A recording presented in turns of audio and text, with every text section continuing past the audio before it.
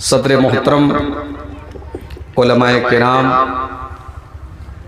محترم بزرگوں، نوجوان ساتھیوں، پردہ نشین ماؤں اور بہنوں، پیارے بچوں، آپ کے اس گاؤں کے ایک بہت ہی معزز نوجوان شیخ شاہنواز سلفی حفظہ اللہ نے آج کے اس پروگرام کی تاریخ تقریباً 2 مہینہ پہلے مجھ سے لی تھی، اور جب میں نے پروگرام کے لیے ٹائم دیا تب میرے سامنے کوئی مشکل، کوئی پرابلم نہیں تھی، اور میں نے سوچا تھا کہ آرام سے جاؤں گا، تقریر کروں گا، پروگرام کروں گا اور بنارس واپس چلا جاؤں گا۔ لیکن آپ جانتے ہیں میں ایک مدرسے میں ٹیچر بھی ہوں، اور میری جو نوکری ہے وہ اتر پردیش گورنمنٹ کے انڈر میں آتی ہے، اور اس نوکری میں رہ کر کے ظاہر ہے پروگرام کرنا اور سفر کرنا ایک لمٹ میں ہی پاسبل ہے۔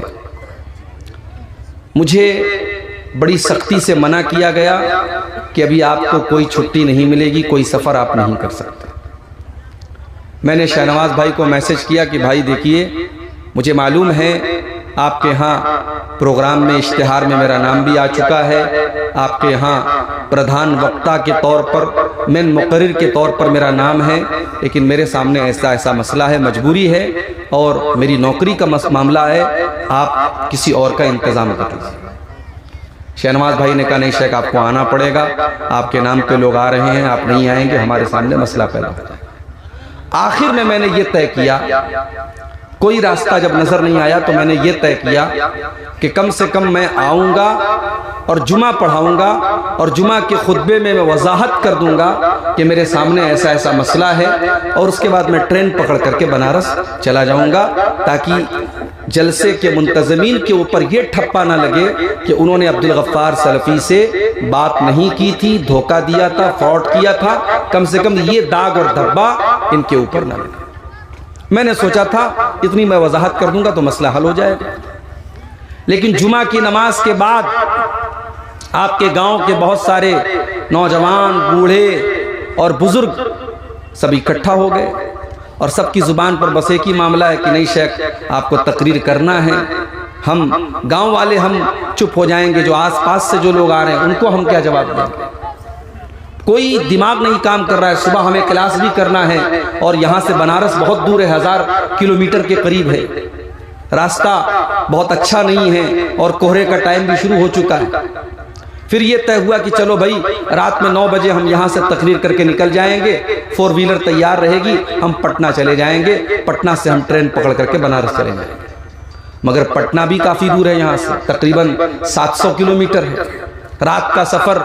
اور ابھی آپ کو شاید معلوم ہوگا میرے ساتھ تقریباً 3-4 مہینہ پہلے اسی رات کے سفر میں بہت خطرناک حادثہ ہوا تھا۔ جن بھائیوں نے کار کی تصویر دیکھی ہوگی وہ جانتے ہیں، بس اللہ تعالیٰ نے حفاظت کی تھی، ورنہ حادثہ تو اتنا خطرناک تھا کہ کار کی شکل دیکھنے کے بعد کوئی یہ یقین کرنے کو تیار ہی نہیں تھا کہ اس کار میں کوئی زندہ بچا ہوگا۔ اللہ تعالیٰ نے بس سمجھیے بہت بڑا کرم کیا اور ایک نئی زندگی دی۔ اس حادثے کے بعد میں اوائڈ کرتا ہوں اور رات کا سفر میں بہت کم کرتا ہوں بائی کار۔ میں نے جلسے والوں سے کہہ تو دیا، لیکن میں اندر ہی اندر ڈر رہا تھا رات کا سفر ہے، دقت نہ آ جائے۔ اس کے بعد بہرحال بہت منت سماجت ہوتی رہی، میرے مدرسے کے مینجمنٹ سے بات ہوئی، پرنسپل صاحب سے بات ہوئی، اور آخر میں یہ طے ہوا کہ چلو ٹھیک ہے، میں کل باگڈوگرا چلا جاؤں گا، فلائٹ سے بنارس چلا جاؤں گا، اور آپ کے ہاں پروگرام میں حاضر رہوں گا، اور آپ جب چاہے تب مجھے ٹائم دیں گے، اور اس وعدے کے مطابق میں آپ کے سامنے حاضر ہوں۔ اس وقت رات کے تقریباً 12-12:15 ہونے والے ہیں، میں آپ کے سامنے حاضر ہوں، اور ہمارے وہ بھائی جنہوں نے ان جلسے کے منتظمین کو یہاں تک دھمکی دی تھی کہ اگر شیخ تقریر نہیں کریں گے تو ہم پنڈال توڑ دیں گے، میں بڑے محبت سے اور بڑے پیار سے اور بڑے پریم سے ان سے ایک گزارش کرنا چاہتا ہوں۔ آپ جانتے ہیں یہ جلسہ چندے کا جلسہ ہے. اصل مقصد جلسے کا چندہ کرنا ہے، اور چندہ جتنا ہونا چاہیے اس حساب سے چندہ کم ہو رہا ہے. یہ منتظمین بھی کہہ رہے ہیں، اور جو بنگلہ وقتہ ابھی تقریر کر کے گئے انہوں نے بھی بتایا کہ چندہ جیسا ہونا چاہیے ویسا نہیں ہو رہا ہے. تو ہمارے وہ بھائی جو اتنے جوشیلے تھے، ٹینٹ توڑنے کی بات کر رہے تھے، اس کا مطلب مجھ سے بہت محبت کرتے تھے بھائی، کہ عبدالغفار صاحب نہیں آئیں کہ ہم ٹینٹ توڑ دیں گے. تو آئیے آپ تھوڑا اپنی محبت کا ثبوت دیجئے بھائی، اور آپ اس چندے کی کمی کو پورا کیجئے. یہ چندے کا جلسہ ہے، میں تقریر کتنی بھی کروں لیکن جلسہ جس مقصد کے لیے پورا ہونا چاہیے اگر وہ مقصد پورا نہیں ہوا تو جلسہ بیکار ہے. اس لیے میں آپ سب سے گزارش کرتا ہوں، اور اپنی ماں بہنوں سے بھی گزارش کرتا ہوں کہ آپ کی طرف سے چندہ جتنا آنا چاہیے نہیں آ رہا. سونے کے زیورات بھی آتے ہیں جلسوں میں، چندے میں، اور عورتیں اپنے ناک کی نتھیا اور کان کی بالیاں اور گلے کا ہار بھی اتار کے دے دیتی ہیں. ابھی تک اس طریقے کا چندہ نہیں آیا ہے. ماں بہنوں سے گزارش کرنا چاہوں گا، یہ اللہ کے راہ میں آپ دے رہے ہیں، یہ دان اور یہ چندہ آپ کی آخرت بنانے کے لیے اور آپ کی جنت بنانے کے لیے دیا جا رہا ہے. آئیے اور اس نیکی کے کام میں حصہ لیجئے.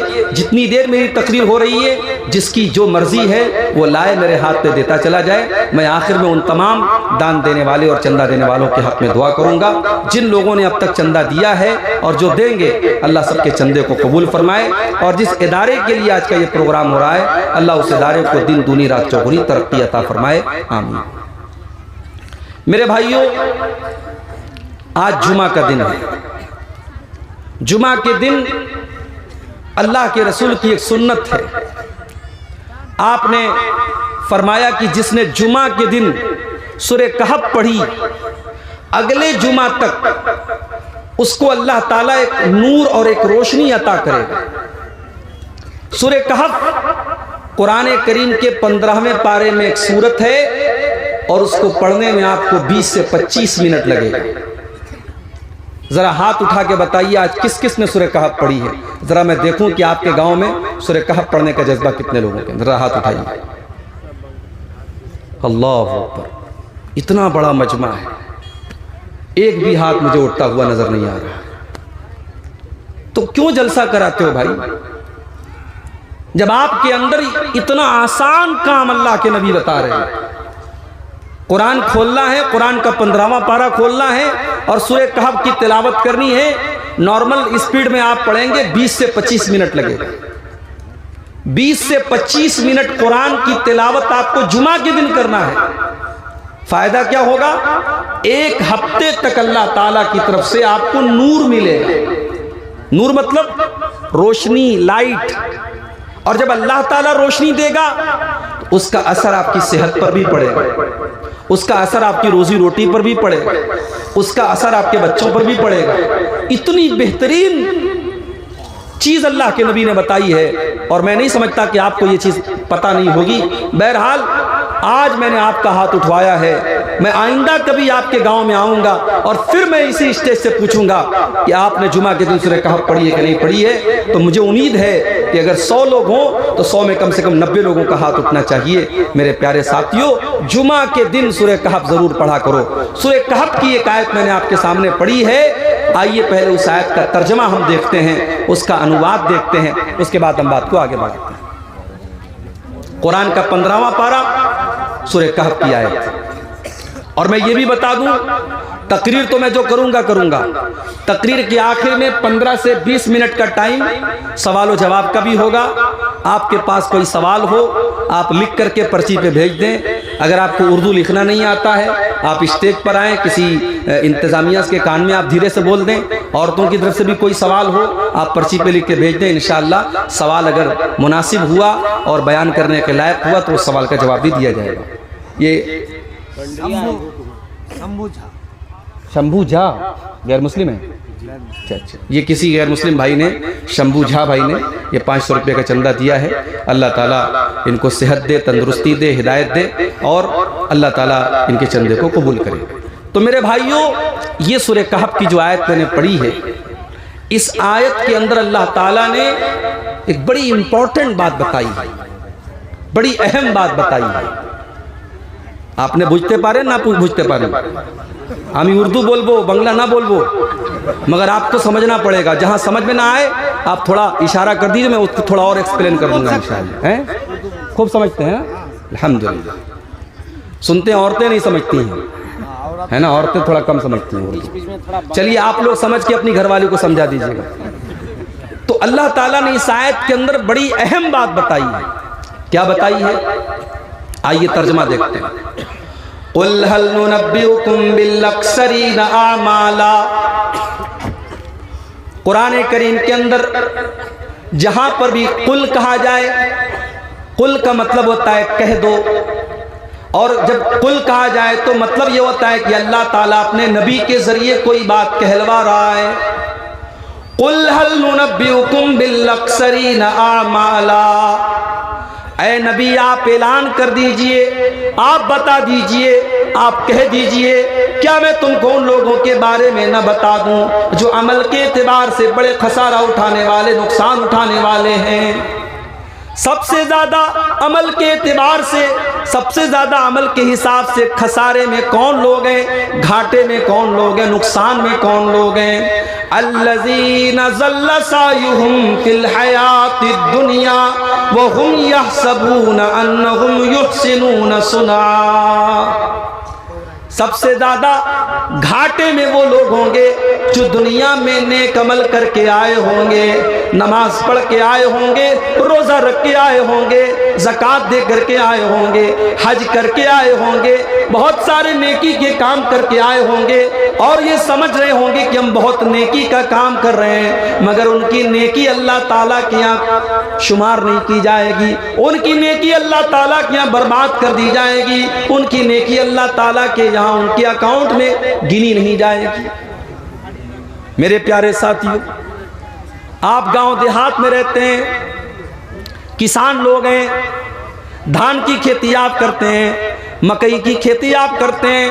میں تو شہر میں رہتا ہوں، میں کھیتی کی باریکیوں کو نہیں جانتا ہوں، مگر آپ بہت اچھی طریقے سے جانتے ہیں.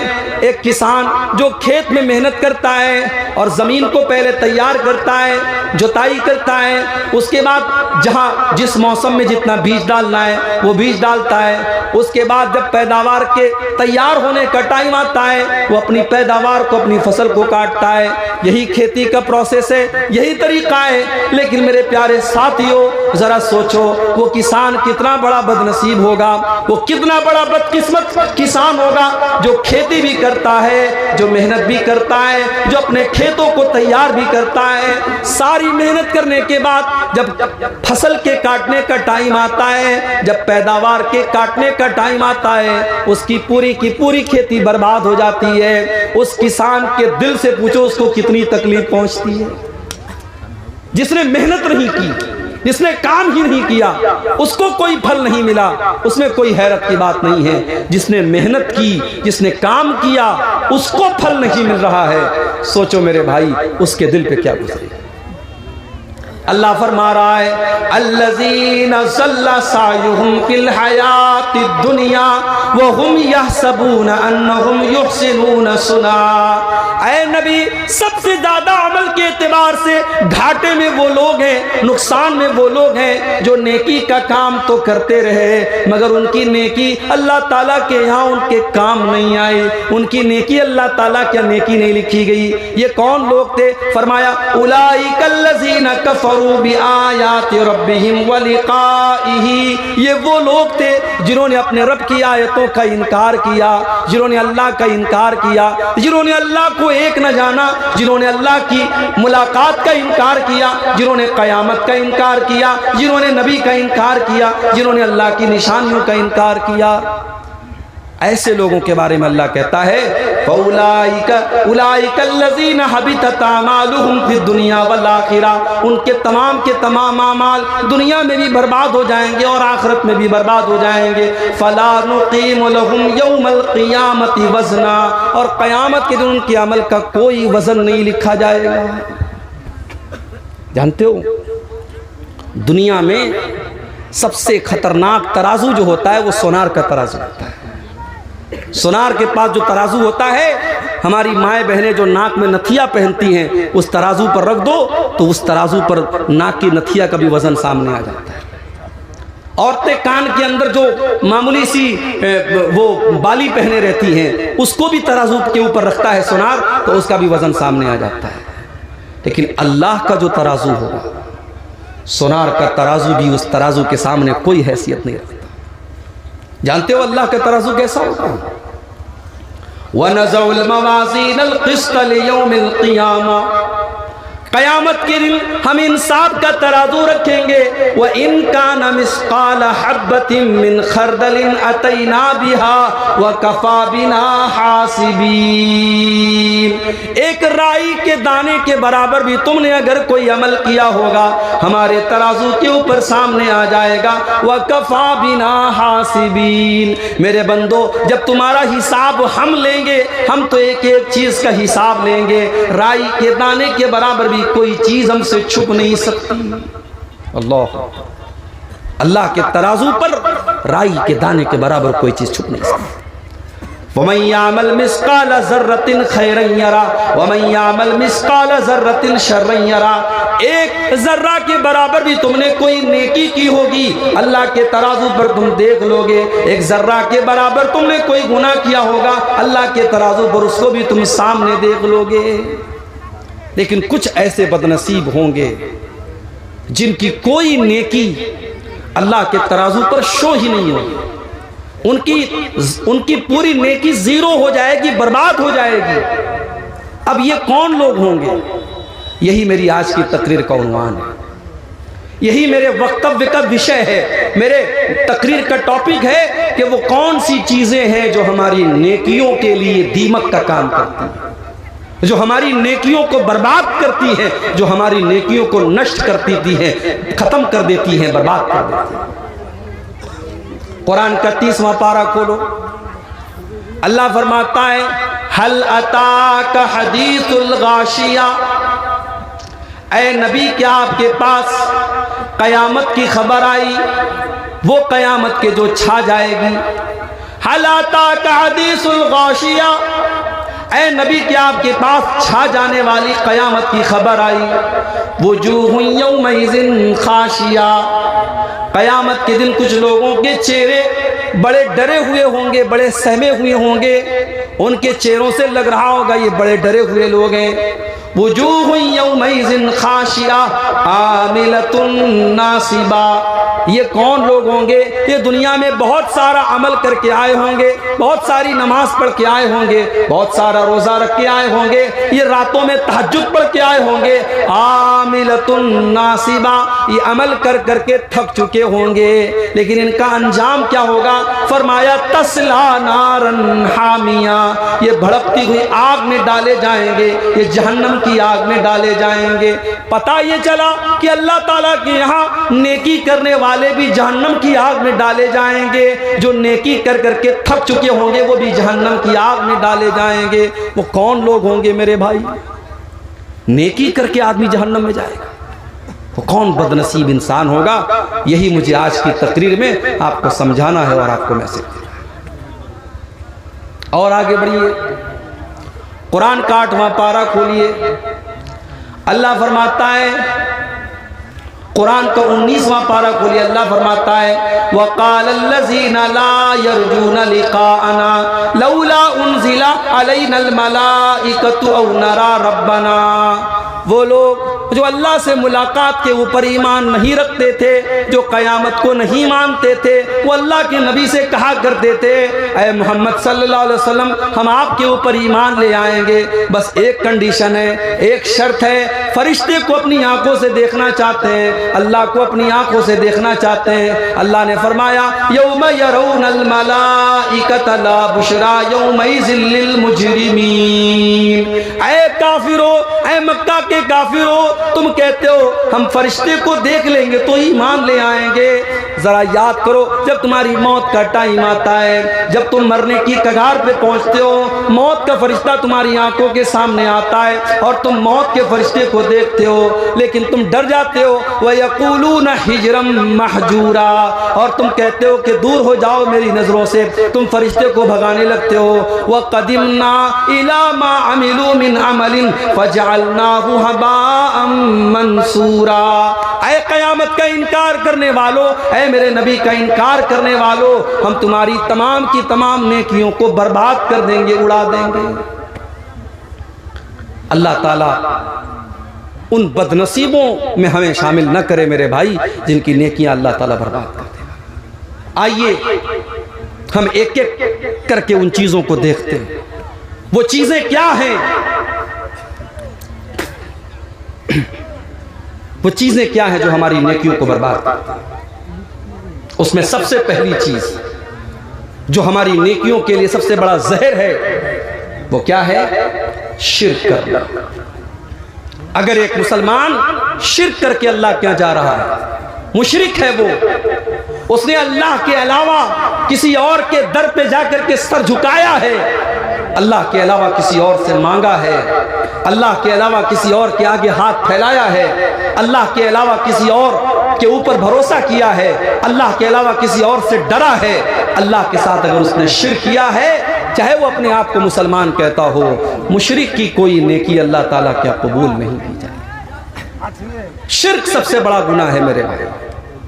اللہ قرآن میں کہتا ہے ان اللہ لا یغفر ان یشرک بہ ویغفر ما دون ذلک لمن یشاء۔ اے میرے بندو، میں رحمان ہوں، میں رحیم ہوں، میں غفور الرحیم ہوں، میں معاف کرنے والا ہوں، میں بخشنے والا ہوں، مگر میں شرک کو معاف نہیں کروں گا۔ تم اگر شرک کر کے آؤ گے، میں تمہارے گناہ کو اس گناہ کو میں تمہارے گناہ کو معاف نہیں کروں گا۔ مشرک کی سزا جہنم ہے۔ مشرک جتنی بھی نیکی کر لے اس کو اللہ تعالیٰ جہنم میں ڈالے گا۔ انہ من یشرک باللہ فقد حرم اللہ علیہ الجنہ ومأواہ النار وما للظالمین من انصار۔ جو اللہ تعالیٰ کے ساتھ شرک کرے گا، اللہ فرماتا ہے اس کا ٹھکانہ جہنم ہے اور وہ ہمیشہ ہمیشہ جہنم کی آگ میں جلے گا۔ شرک سے اپنے آپ کو بچاؤ۔ اور اسی شرک کے ساتھ ملتا جلتا ایک اور گناہ ہے میرے بھائی، اور وہ کیا ہے؟ مرتد ہو جانا۔ آج جمعہ کے خطبے میں نے اس پر روشنی ڈالی۔ مسلمان اسلام کو چھوڑ کر کے، اللہ کے دین کو چھوڑ کر کے دوبارہ اگر غلط راستے پر اور کفر کے راستے پہ جاتا ہے، اس کو ارتداد کہا جاتا ہے، اور ایسا کرنے والے کو مرتد کہا جاتا ہے، اور مرتد کی بھی کوئی نیکی اللہ تعالیٰ کیا قبول نہیں کی جائے گی۔ مرتد کا ٹھکانہ بھی جہنم ہے۔ وَمَن يَرْتَدِدْ مِنْكُمْ عَنْ دِينِهِ فَيَمُتْ وَهُوَ كَافِرٌ فَأُولَٰئِكَ حَبِطَتْ أَعْمَالُهُمْ فِي الدُّنْيَا وَالْآخِرَةِ وَأُولَٰئِكَ أَصْحَابُ النَّارِ هُمْ فِيهَا خَالِدُونَ۔ او لوگو، جو تم میں سے مرتد ہو جائے گا، جو اسلام کو چھوڑ کر کے کسی اور مذہب میں داخل ہو جائے گا اور اسی حالت میں اس کی موت ہو جائے گی، وہ جہنم کے اندر جائے گا اور جہنم کے اندر ہمیشہ رہے گا۔ مرتد کی سزا بہت بری ہے میرے بھائی۔ اور آج ہمارے بہت سارے نوجوان لڑکے اور لڑکیاں مرتد ہو رہے ہیں۔ سنتے ہوں گے آپ، واٹس ایپ پر آپ کے پاس بھی خبریں آتی ہوں گی، سوشل میڈیا پر آپ بھی دیکھتے ہوں گے، ہماری بہت ساری مسلمان لڑکیاں آج غیروں کے ساتھ فرار ہو رہی ہیں اور مرتد ہو رہی ہیں، اسلام کو چھوڑ رہی ہیں۔ ہمارا بہت سارا نوجوان جو کالجوں میں، یونیورسٹیوں میں پڑھتا ہے، وہ مانسک روپ سے، وہ مینٹل طور پر، دماغی طور پر بظاہر تو مسلمان ہے، بظاہر تو وہ اسلامی نام ہے اس کا، مگر مینٹل طور پر اگر دیکھا جائے تو وہ مرتد ہو چکا ہے۔ وہ اسلام کو پسند نہیں کرتا، اسلام کو لائک نہیں کرتا، وہ نماز کو ضروری نہیں سمجھتا، وہ قربانی کو غلط سمجھتا ہے، وہ اسلام کے شاعر کا مذاق اڑاتا ہے۔ یاد رکھو میرے بھائی، جو اسلام کا مذاق اڑائے، جو نبی کا مذاق اڑائے، جو قرآن کا مذاق اڑائے، وہ کافر ہو جاتا ہے، وہ مرتد ہو جاتا ہے۔ اللہ نے فرمایا قُلْ أَبِاللَّهِ وَآيَاتِهِ وَرَسُولِهِ كُنْتُمْ تَسْتَهْزِئُونَ لَا تَعْتَذِرُوا قَدْ كَفَرْتُمْ بَعْدَ إِيمَانِكُمْ۔ کیا تم اللہ کا مذاق اڑاتے ہو؟ کیا تم اس کی آیتوں کا مذاق اڑاتے ہو؟ کیا تم اللہ کے رسول کا مذاق اڑاتے ہو؟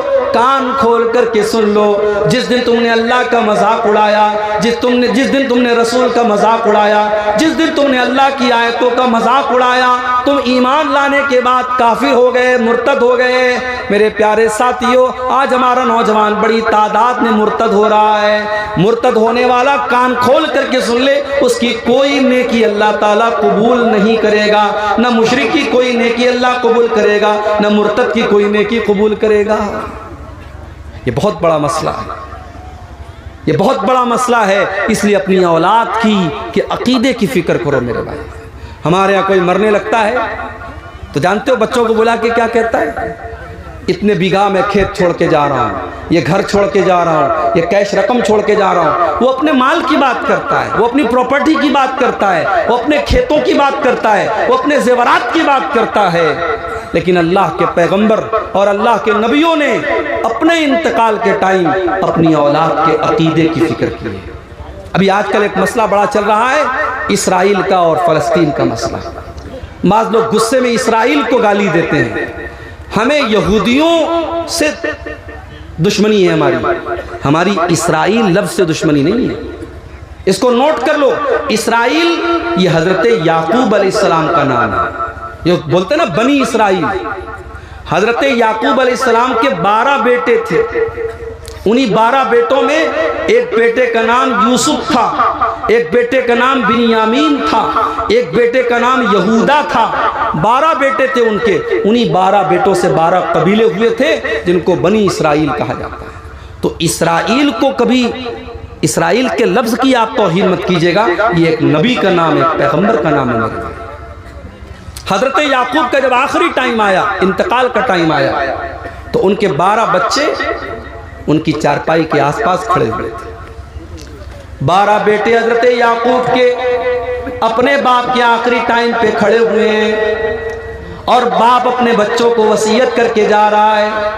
نہ زمین کی وصیت ہے، نہ جائیداد کی وصیت ہے، نہ مال کی وصیت ہے۔ کس بات کی وصیت کر کے جا رہے ہیں حضرت یعقوب علیہ السلام؟ او لوگوں ذرا غور کرنا، قرآن کا پہلا پارہ ہے، اللہ فرماتا ہے ام کنتم شہداء اذ حضر یعقوب الموت اذ قال لبنیہ ما تعبدون من بعدی قالوا نعبد الہک و الہ آبائک ابراہیم۔ یاد کرو جب میرے بندے یعقوب علیہ السلام کا آخری ٹائم تھا، ان کے 12 بیٹے ان کے آس پاس کھڑے تھے۔ انہوں نے اپنے بچوں سے پوچھا، اے میرے بچوں، تم میرے بعد کس کی عبادت کرو گے، کس کی اپاسنا کرو گے، کس کے آگے ہاتھ پھیلاؤ گے، کس کے آگے ماتھا جھکاؤ گے، کس کی عبادت کرو گے؟ 12 کے 12 بیٹوں نے کہا کہ اے ابا جان، ہم ایک اللہ کی عبادت کریں گے جس کی عبادت آپ کیا کرتے تھے، جس کی عبادت ہمارے باپ دادا حضرت ابراہیم کیا کرتے تھے، حضرت اسماعیل کیا کرتے تھے، حضرت اسحاق کیا کرتے تھے۔ اے ابا جان، ہم اسی ایک اللہ کی عبادت کریں گے۔ حضرت یعقوب کو اپنے مرنے کے ٹائم اپنے بچوں کی توحید کی فکر ہے۔ میرے پیارے ساتھیوں، کیا ہمیں اور آپ کو بھی اپنے بچوں کی توحید کی فکر ہے؟ میری پیاری ماں بہنوں، بچے کو مالش کرنے کے بعد آپ نے بچے کو کاجل کا ٹیکا لگایا۔ کیوں لگایا؟ کیوں لگایا؟ کہتی ہے اس لیے لگایا کہ نظر نہ لگے۔ جاؤ مجھے کوئی دلیل لا کر کے دے دو کہ کاجل کا ٹیکا لگانے سے نظر نہیں لگتی ہے۔ یہ بھی جہالت ہے میری پیاری ماں بہنوں، اور یہ چیز بھی آپ کو شرک کی طرف لے کے جا رہی ہے۔ بچہ بیمار ہو گیا، آپ نے بچے کے گلے میں دھاگا پہنا دیا، بچے کے ہاتھ میں دھاگا پہنا دیا۔ یہ بچے کے گلے اور ہاتھ میں دھاگا پہنانا بھی یہ بھی شرک ہے۔ اللہ کے نبی فرماتے ہیں من تعلق تمیمتا فقد اشرک، جس نے تعویذ پہنا، جس نے گنڈا پہنا، جس نے دھاگا پہنا، اس نے شرک کیا۔ دکان کے اوپر، مکان کے اوپر آپ نے الٹی سیدھی گنتیوں کو دروازے کے اوپر لگا دیا، اور اس کے اندر لکھا ہوا ہے دکان اور مکان کی برکت کے لیے، اور اس کے اندر گنتیاں لکھی ہیں۔ میرے پیارے ساتھیوں، اس گنتیوں کے ذریعے اگر آپ کا عقیدہ ہے کہ اس کاغذ کے اوپر جو گنتی لکھی ہے، اس گنتی کی وجہ سے آپ کے گھر میں برکت آ رہی ہے اور آپ کے گھر میں آفتیں نہیں آئیں گی، مصیبتیں نہیں آئیں گی، تو یہ چیز بھی آپ کو شرک کی طرف لے کے جا رہی ہے، یہ بھی شرک کی کیٹیگری میں آئے گی۔ بہت ساری شرکیہ چیزیں ہیں جو ہمارے اور آپ کے سماج کے اندر رائج ہو رہی ہیں۔ صرف مزار پہ جا کے سر جھکانا شرک نہیں ہے، صرف کسی پتھر کے بت کے آگے سر جھکانا شرک نہیں ہے۔ ہر وہ چیز اللہ کے علاوہ کسی چیز سے یہ امید کرنا کہ یہ ہمیں نفع پہنچائے گی، ہمیں نقصان پہنچائے گی، یہ عقیدہ رکھنا بھی میرے بھائیوں آپ کو شرک کی طرف لے کے چلا جاتا ہے۔ اسی لیے اللہ کے نبی اپنے چچا زاد بھائی حضرت عبداللہ بن عباس کو نصیحت کرتے ہیں۔ حضرت عبداللہ بن عباس 10 یا 12 سال کی عمر ہے اور اللہ کے نبی کے ساتھ سواری کے اوپر سوار ہیں۔ اللہ کے نبی آگے بیٹھے ہوئے ہیں، عبداللہ بن عباس پیچھے بیٹھے ہوئے ہیں۔ اللہ کے نبی فرماتے ہیں یا غلام، اے میرے بچے، اذا سألت فاسأل اللہ، جب بھی کوئی سوال کرنا تو اللہ سے سوال کرنا، وَإِذَا اسْتَعَنْتَ فَاسْتَعِنْ بِاللَّهِ، اور جب بھی مدد طلب کرنا تو اللہ سے مدد طلب کرنا۔ 8 سال کے 10 سال کے بچے کو اللہ کے نبی توحید سکھا رہے ہیں۔ میرے پیارے ساتھیوں، آج آپ کے بچے توحید نہیں جانتے۔ آج موبائل کے ذریعے اور انٹرنیٹ کے ذریعے آپ کے بچوں کو شرک سکھایا جا رہا ہے، ان کو اسلام سے دور کرنے والی باتیں سکھائی جا رہی ہیں۔ آپ کے بچوں کو توحید کون سکھائے گا؟ آپ کے بچوں کو ایمان کون سکھائے گا؟ آپ کے بچوں کو دین کون سکھائے گا؟ سوچو میرے بھائی، ایک نبی کو اپنی اولاد کی توحید کی فکر ہے۔ ابراہیم علیہ السلام اللہ کی بارگاہ میں دعا کرتے ہیں اور کیا کہتے ہیں؟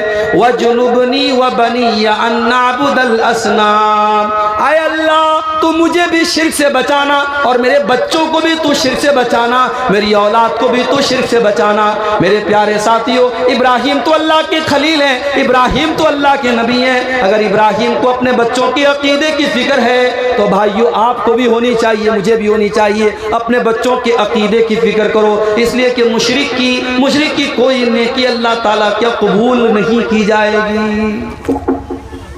اگر آپ غریب ہیں، آپ کے پاس اچھا مکان نہیں ہے، آپ کے پاس ڈھنگ کا کاروبار بھی نہیں ہے، آپ کی اچھی آمدنی نہیں ہے، لیکن اگر آپ کے پاس توحید کی دولت ہے، اگر آپ کے پاس ایمان کی دولت ہے، میرے پیارے بھائیوں آپ بہت خوش نصیب انسان ہیں، بہت خوش قسمت انسان ہیں، اور اس کا اندازہ شاید دنیا میں نہیں ہوگا لیکن کل قیامت کے دن اللہ کی بارگاہ میں ہوگا۔ اللہ کی بارگاہ میں آپ کو پتہ چلے گا کہ توحید کتنی بڑی دولت ہے میرے بھائی۔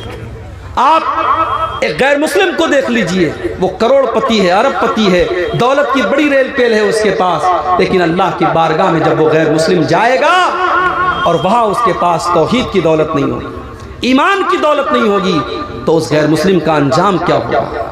اللہ قرآن میں فرماتا ہے ان الذین کفروا وماتوا وهم کفار فلن يقبل من احدهم ملء الارض ذهبا، جو لوگ ایمان کے بغیر اللہ کے یہاں جائیں گے، جن کے پاس توحید نہیں ہوگی، جن کے پاس ایمان نہیں ہوگا، جو کفر کر کے جائیں گے، جو شرک کر کے جائیں گے، اللہ فرماتا ہے اگر وہ زمین بھر کے سونا بھی اللہ کی بارگاہ میں دے دے، اللہ زمین بھر کے سونا بھی قبول نہیں کرے گا۔ ان الذین کفروا وماتوا وهم کفار فلن يقبل من احدهم ملء الارض ذهبا، زمین بھر کے سونا دے کر کے بھی وہ جہنم کی آگ سے نہیں بچ سکتا۔ میرے پیارے ساتھیوں، توحید کی امانت سینوں میں ہے ہمارے، توحید کی امانت سینوں میں ہے ہمارے، آسان نہیں مٹانا، نام و نشاں ہمارا۔ اس توحید کی امانت کی حفاظت کرو، یہ پہلا گناہ ہے جو ہماری نیکیوں کو برباد کر دیتا ہے۔ اگر انسان شرک کرے گا اور انسان کفر کرے گا، اس کی نیکیاں برباد ہو جائیں گی۔ دوسری چیز، آپ نماز پڑھتے ہیں، نماز تو پڑھتے ہیں آپ، مقصد کیا ہے آپ کا؟ بخاری شریف کی پہلی حدیث ہے انما الاعمال بالنیات، عمل کا دار و مدار نیت کے اوپر ہے۔ اگر آپ کی نیت یہ ہے نماز اسلام کا دوسرا رکن ہے، نماز پڑھنا فرض ہے، نماز پڑھ کر کے اللہ کو راضی کرنا ہے، اگر اس نیت کے ساتھ آپ نماز پڑھ رہے ہیں بہت اچھی بات ہے، لیکن اگر نماز پڑھنے سے آپ کا مقصد یہ ہے آپ کے گاؤں کے لوگ آپ کو متقی جانیں، آپ کو پرہیزگار جانیں، آپ کو نمازی جانیں، آپ کی تعریف کریں لوگوں کو دکھانے کے لیے اگر آپ نماز پڑھتے ہیں تو قرآن کیا کہتا ہے؟ فَوَيْلٌ لِّلْمُصَلِّينَ الَّذِينَ هُمْ عَن صَلَاتِهِمْ سَاهُونَ الَّذِينَ هُمْ يُرَاءُونَ وَيَمْنَعُونَ الْمَاعُونَ۔ اے نبی، بربادی ہے ان نماز پڑھنے والوں کے لیے جو نماز تو پڑھتے ہیں مگر دکھاوے کے لیے نماز پڑھتے ہیں، ریاکاری کے لیے نماز پڑھتے ہیں، جو دوسروں کو دکھانے کے لیے نماز پڑھتا ہے، ایسے نمازیوں کے لیے بربادی ہے، ویل ہے، جہنم ہے۔ اللہ قرآن میں کہہ رہا ہے ان نمازیوں کو جہنم میں ڈالا جائے۔ اللہ کے نبی فرماتے ہیں قیامت کے دن جہنم کی آگ سب سے پہلے 3 لوگوں کے ذریعے بھڑکائی جائے گی۔ جہنم کی آگ سب سے پہلے 3 لوگوں کے لیے بھڑکائی جائے گی۔ سب سے پہلے وہ انسان لایا جائے گا جو دنیا میں اللہ کی راہ میں شہید ہوا تھا۔ اللہ اس کو بلوائے گا، اللہ پوچھے گا اے میرے بندے، میں نے تجھ کو بہادر بنایا تھا، میں نے تجھ کو طاقتور بنایا تھا، تجھ کو لڑنے کا ہنر دیا تھا۔ آج ہمارا نوجوان کیا کرتا ہے؟ کسی کے پاس اگر طاقت ہے بھی طاقت کا غلط استعمال کرتا ہے۔ کوئی اگر نوجوان تھوڑا مضبوط ہے بھی تو اپنی باڈی کا، اپنے شریر کا غلط استعمال کرتا ہے۔ میں کہتا ہوں اپنی باڈی کو مضبوط بناؤ، اپنے شریر کو طاقتور بناؤ، مگر غلط کام کرنے کے لیے نہیں، سچ کا ساتھ دینے کے لیے، صحیح کا ساتھ دینے کے لیے۔ ظالم کے خلاف تمہارا ہاتھ اٹھے، مظلوم کی مدد کے لیے تمہارا ہاتھ اٹھے۔ اپنی ذات کے ذریعے کسی پر ظلم نہ کرو، کسی پر اتیاچار نہ کرو، کسی کے ساتھ انیائے نہ کرو، کسی کے ساتھ ناانصافی نہ کرو۔ میرے پیارے ساتھیوں، آپ غور کیجئے، اللہ تعالیٰ اس شہید سے پوچھے گا میں نے تجھ کو طاقتور بنایا تھا، تجھ کو لڑنے بڑھنے کا ہنر دیا تھا، تو نے کیا کیا؟ بندہ کہے گا قاتلت فیک حتی استشہدت، اے اللہ میں تیری راہ میں لڑتا رہا یہاں تک کہ شہید کر دیا گیا۔ اللہ فرمائے گا کذبت، تو جھوٹ بول رہا ہے، تو اس لیے لڑا کرتا تھا تاکہ دنیا تجھ کو بہادر کہے، تاکہ دنیا تجھے ویرتا کا میڈل دے، تجھے تمہارے بازوؤں پر اسٹار لگایا جائے، تیری تعریف کی جائے، تو تجھے جو چاہیے تھا وہ مل گیا۔ اس کے بعد اس کو گھسیٹ کر کے جہنم میں ڈال دیا جائے گا۔ سوچو میرے بھائی، اللہ کی راہ میں شہید ہوا تھا اور گھسیٹ کر کے جہنم میں ڈال دیا جائے گا۔ دوسرے نمبر پر مولانا صاحب کو بلایا جائے گا، قاری صاحب کو بلایا جائے گا، حافظ صاحب کو بلایا جائے گا۔ حافظ صاحب، ہم نے آپ کو قرآن کا حافظ بنایا، مولانا صاحب ہم نے قرآن کا عالم آپ کو بنایا، قاری صاحب قرآن کا قاری آپ کو بنایا گیا، آپ نے کیا کیا؟ مولانا صاحب بولیں گے اللہ میں رات و دن قرآن کو پڑھتا رہا، پڑھاتا رہا، سیکھتا رہا، سکھاتا رہا، قرآن کے اوپر عمل کرتا رہا، قرآن کا راستہ لوگوں کو بتاتا رہا۔ اللہ فرمائے گا تو جھوٹ بول رہا ہے، تو جھوٹ بول رہا ہے، تو نے اس لیے علم حاصل کیا تاکہ دنیا تجھ کو عالم کہے، تو نے اس لیے قرآن پڑھا تاکہ دنیا تجھ کو قاری کہے، تو نے لوگوں کی تعریف بٹورنے کے لیے، لوگوں کے لائکس حاصل کرنے کے لیے، لوگوں کی تعریف حاصل کرنے کے لیے تو نے علم حاصل کیا۔ اس کے بعد اس کو بھی گھسیٹ کر کے جہنم میں ڈال دیا جائے گا۔ پھر تیسرے نمبر پر کروڑ پتی انسان، پیسے والا انسان، اس کو بلایا جائے گا۔ اللہ کہے گا میں نے تجھ کو بہت دولت دی، بہت پیسہ دیا، بہت دھن دیا، تو نے دولت کا کیا کیا؟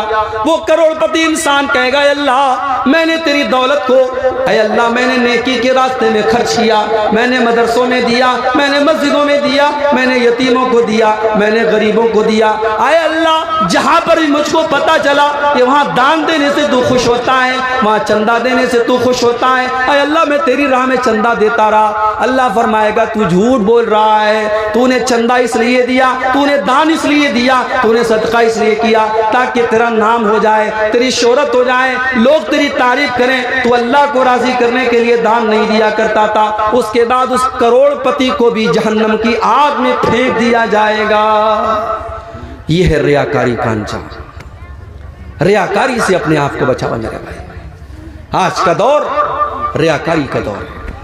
آج تو غریب کی مدد بھی ہوتی ہے تو کیمرے کے سامنے ہوتی ہے، गरीब औरत बेचारी आ रही है, शर्मा रही है, बेचारी इज्जत को दांव पे लगा के आई है, और उस गरीब औरत की इज्जत का तुम जनाजा निकाल रहे हो, और कैमरे के सामने उस बेचारी औरत को तुम राशन दे रहे हो, और दुनिया को बता रहे हो कि ये बेवा औरत है और हम इसको राशन दे रहे हैं। मेरे प्यारे साथियों, पहले के दौर में लोग नेकी करते थे तो कहावत थी, नेकी करके दरिया में डाल, नेकी कर दरिया में डाल, यानी नेकी करके भूल जाओ। आज का दौर बड़ा टेक्नोलॉजी का दौर हो गया, आज कहावत बदल गई। आज की कहावत हो गई, नेकी कर फेसबुक के ऊपर डाल, नेकी कर व्हाट्सएप पर डाल, नेकी कर यूट्यूब पर डाल, और नेकी कर सोशल मीडिया पर डाल। आज नेकियों को भी ग्लैमराइज किया जा रहा है। अभी पाकिस्तान के एक बहुत बड़े मौलाना के बच्चे का इंतकाल हुआ, आज ही मैंने वीडियो देखा, बच्चे का इंतकाल हो गया है। मौलाना साहब अपने बच्चे के जनाजे पर रो रहे हैं, और कैमरामैन हर एंगल से उनकी उस रोने को रिकॉर्ड कर रहा है, और वो उनके रोने की वो वीडियो मौलाना साहब के ऑफिशियल चैनल पर अपलोड की जाती है। मेरे प्यारे साथियों, आज ये इंसान की जिंदगी के जो प्राइवेट लम्हात हैं, आज उनको भी ग्लैमराइज किया जा रहा है, आज उनको भी कमर्शियल यूज किया जा रहा है, आज उसको भी वीडियो रिकॉर्डिंग करके इंटरनेट पे डाला जा रहा है। आज का दौर रियाकारी का दौर है, दिखावे का दौर है। वो लोग कहां गए जो इखलास के साथ काम करते थे मेरे भाई? अल्लाह कुरान में कहता है, कुरान के 29वें पारे में कहता है, वयुतीमून अत्ताम अला हुब्बिही मिस्कीनन व यतीमन व असीरा।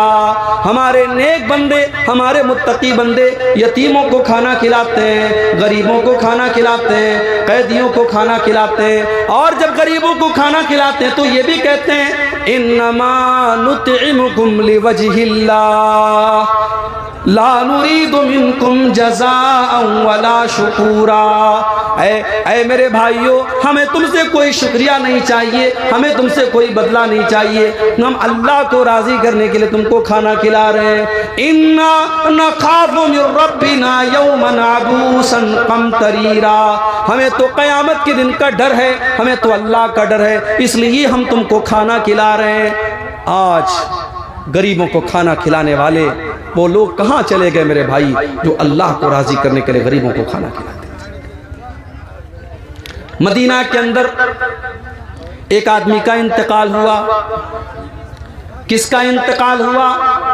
नाम है अली बिन हुसैन। ये किसके बेटे हैं? ये हजरत हुसैन के बेटे हैं। किसके पोते हैं? हजरत अली के पोते हैं। किसके नवासे हैं? अल्लाह के नबी के नवासे के बेटे हैं, अली बिन हुसैन। इंतकाल हुआ, जब उनको गुस्ल करने के लिए उनके बदन से कपड़े को उतारा गया, क्या देखा गया कि अली बिन हुसैन की पीठ के ऊपर बोरे के मोटे मोटे निशान हैं। गुस्ल देने वाला हैरान, उसने कहा ये तो कोई मेहनत मजदूरी का काम नहीं करते थे, ये तो बोरा नहीं उठाते थे, ये तो कोई ऐसा काम नहीं करते थे, इनकी पीठ पर ये बोरे के निशान क्यों पड़े हुए हैं? धीरे धीरे पूरे मदीना में खबर फैल गई। मदीना की कुछ गरीब परिवारों को, मदीना के कुछ गरीब परिवारों को पता चला। उन्होंने आकर के कहा, हमें पता है कि इनके पीठ पर ये निशान कैसे पड़े हैं। पूछा गया, तुम्हें कैसे पता है? कहा कि हर महीने की पहली तारीख को कोई अल्लाह का बंदा हमारे घर पे आता था और अनाज की बोरी ला करके अपनी पीठ पर लाद करके हमारे घर पहुंचा दिया करता था। रात को ऐसे टाइम आता था, हम उसकी शक्ल नहीं देख पाते थे, हमें पता नहीं था हमारी मदद करने वाला वो अल्लाह का बंदा कौन है। आज इनके इंतकाल के बाद इनकी पीठ पर बोरे के निशानों ने बता दिया है कि हमारे घरों में अनाज की बोरी पहुंचाने वाला वो कोई और इंसान नहीं था, वो यही अली बिन हुसैन थे, वो यही नबी के नवासे थे। मेरे प्यारे साथियों, ये नेकी को छुपा करके किया करते थे, और हम और आप आज नेकी को शो करते हैं और नेकी को दिखाते हैं। पब्लिक के सामने रो देना, पब्लिक के सामने आंसू बहा देना, ये कौन सी बड़ी बात है? बड़ी बात तो ये है, रात के 12 बजे हो, रात के 2 बजे हो, आप अपने कमरे में अकेले में अल्लाह के सामने हाथ फैलाएं और अपने गुनाहों को याद करें, और आपकी आंखों से आंसू बह पड़े। ये आंसू अल्लाह को बहुत पसंद है। اللہ کے نبی فرماتے ہیں قیامت کے دن کچھ ایسے لوگ بھی آئیں گے جن کو اللہ تعالیٰ اپنے عرش کا سایہ دے گا. ان خوش نصیب بندوں میں ایک بندہ وہ بھی ہوگا وَرَجُلٌ ذَكَرَ اللَّهَ خَالِيًا فَفَاضَتْ عَيْنَاهُ، جس نے تنہائی میں، جس نے اکیلے میں اللہ کو پکارا ہوگا اور اس کی آنکھوں سے آنسو بہنے لگے ہوں گے. جو اکیلے میں تنہائی میں اللہ کو یاد کرے اور اس کی آنکھوں سے آنسو بہنے لگے، اس انسان کو اللہ تعالیٰ قیامت کے دن اپنے عرش کا سایہ دے گا. اس لیے میرے بھائی اپنی نیکی کو ریاکاری اور دکھاوے کے ذریعے برباد مت کرو. اگر آپ کے نماز میں، آپ کے روزے میں، آپ کے دان میں، آپ کے چندے میں، آپ کی زکوٰۃ میں کسی بھی چیز میں ریاکاری اگر داخل ہو گئی تو آپ کی نیکی خطرے میں ہے. اللہ قرآن میں کہتا ہے یا ایھا الذین آمنوا لا تبطلوا صدقاتکم بالمن والأذى کالذی ينفق مالہ رئاء الناس. اے ایمان والو، اپنے صدقہ خیرات کو برباد نہ کرو. احسان جتا کر کسی بھی غریب کی مدد کرو، کسی کو چندہ دو، دان دو، احسان مت جتاؤ، احسان مت جتاؤ. تم کوئی احسان نہیں کر رہے ہو. اگر تم دان دے رہے ہو، تم چندہ دے رہے ہو تو تم اللہ کا حق ادا کر رہے ہو. مال میں اللہ کا حق ہے، تم اللہ کا حق ادا کر رہے ہو، کسی پر احسان نہیں کر رہے ہو. احسان مت جتاؤ اور سامنے والے کو تکلیف مت دو. کالذی ينفق مالہ رئاء الناس، ان لوگوں کے طریقے پر نہ چلو جو اپنے مال کو خرچ کرتے ہیں لوگوں کو دکھانے کے لیے، جو اللہ کے اوپر ایمان نہیں رکھتے، جو قیامت کے دن کے اوپر ایمان نہیں رکھتے. فَمَثَلُهُ كَمَثَلِ صَفْوَانٍ عَلَيْهِ تُرَابٌ فَأَصَابَهُ وَابِلٌ فَتَرَكَهُ صَلْدًا. ان کی مثال ایسی ہے جیسے آسمان سے بارش ہوتی ہے اور کسی چٹان کے اوپر بارش ہوتی ہے اور چٹان کے اوپر سے بارش نکل جاتی ہے، نہ وہاں کوئی پیداوار ہوتی ہے، نہ وہاں پانی اسٹور ہوتا ہے. ریاکاری کرنے والے کی کوئی نیکی اس کے کام نہیں آئے گی. میرے پیارے ساتھیوں، اسی لیے اللہ کے نبی فرماتے ہیں کہ قیامت کے دن اللہ تعالیٰ اعلان کرے گا کہ میں بری ہوں، میں شرک کرنے والوں سے بری ہوں. جو ریاکاری کرتے ہیں، جو دکھاوا کرتے ہیں، میں ان کے شرک سے بری ہوں. اس لیے ریاکاری سے اپنے دامن کو بچائیے.